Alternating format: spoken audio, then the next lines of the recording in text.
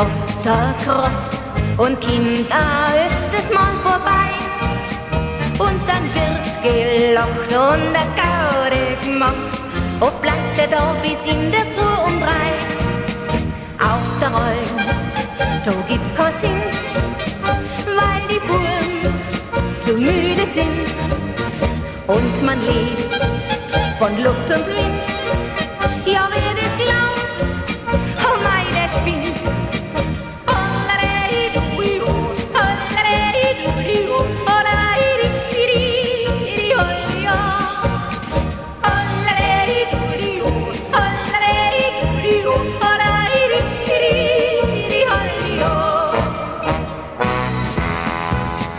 Doch der Florian bleibt länger da. Das ist ein guter Musikant und er spielt Gitarre und singt dazu. Und sonst da kann er auch noch allerhand. Auf der Alm, da gibt's kein Sinn, weil die Buben zu müde sind. Und man lebt von Luft und Wind. Ja, wer das glaubt, oh mei, der spinnt.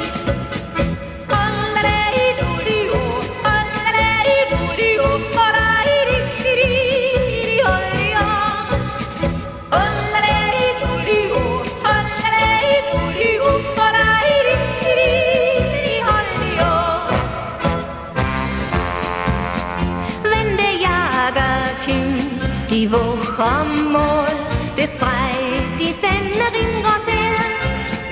Sie ist ein lieber Bub und noch so jung und hat ein ganz langes Gewehr. Auf der Alm, da gibt's kein Sinn, weil die Buben zu müde sind. Und man lebt von Luft und